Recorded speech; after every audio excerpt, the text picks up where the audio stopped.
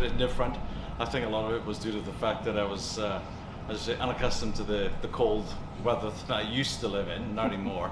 And of course we're dealing with a different element there as well, which is the altitude. Trying to work out your yardages and all that kind of stuff, especially when the temperature kept dropping up and down. So it was difficult for me in that respect. How impressed, for lack of a better term, are you with your season? It's obviously been impressive by everyone else's standards, but you've got to be feeling. Have you exceeded even what you thought? Oh no, yeah, by far. Even the fact of starting off the year off by winning Morocco, I was like, oh, okay, this is fun, this is nice. Okay, I kind of, should I say, sealed my future with Hawaii, obviously, with another 2 years on top of that. I'm actually right now trying to negotiate the extra years because I've won 4 now rather than 1. But I think, you know, at the end of the year, you're always looking for a win, obviously to play well. The other factor is that, yeah, you win 2, you win 3, you win 4, you never think those numbers coming in. But I think overall, yes, I have well exceeded what I expected. Yeah. And to what do you attribute that? Just form better, game better? Just everything in general. I think, you know, everything's clicking in the right spots, and how to find my swing when it goes off a lot quicker than I used to.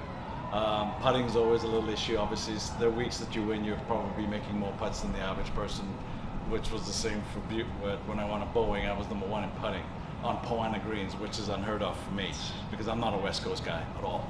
And so in that, when I look at it that way, it's like, well, yes, something else is changing, which is probably my mental attitude towards the game, and how I am on the golf course too has probably made a big asset.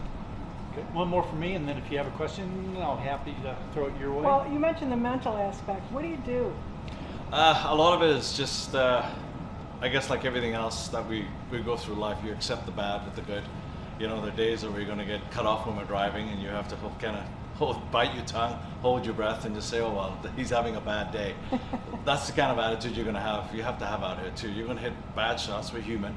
You don't know what's going to happen on the next shot, so you have to always be positive in that respect. And I have been very much that way inclined, a lot more than normal.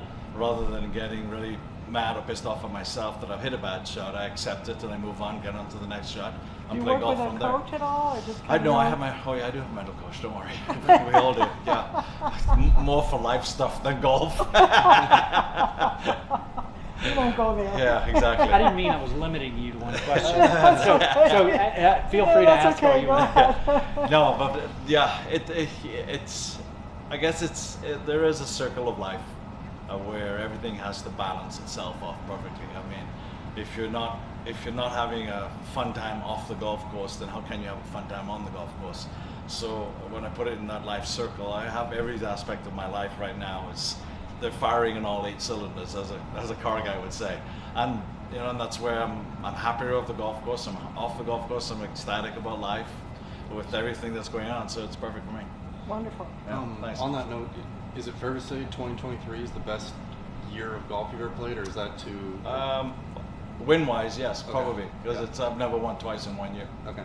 No, I never have. No. Yeah. So yeah, when you look at it that way, yes, 4 wins in 1 year for me is a lot. Yes. But the quality of golf, is that? Quality of golf is probably being the same. Okay. I've just never been able to put it all together as the years have gone on. Okay. And I think a lot of it's due to the fact that I've learned how to play better within myself, which is more than anything else. Yeah. And then just finally about the course here, you've had a lot of history. It's probably been a while, Yeah. you know, between the tours, but just some thoughts on this course here. You know, it's a great old style golf course.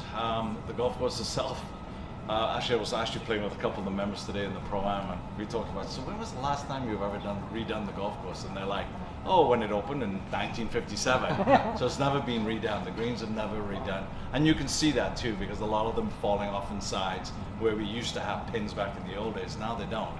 So it's time, but it's a great old style golf course. It's right in front of you. There's a bunker left, bunker right. You know what shape of shot that you have to hit to put it in play. And the same for coming into the greens. When the pins are tucked, you can come in on the right or you're coming on the left, either way. For me, it's a shot maker's course. You have to play that. And if you look at back in the days of the Buick, the shot makers are always the ones winning. I think it was Tiger Woods. I can't remember. He won it a few times here. So that obviously comes to mind. Yeah, off the bat.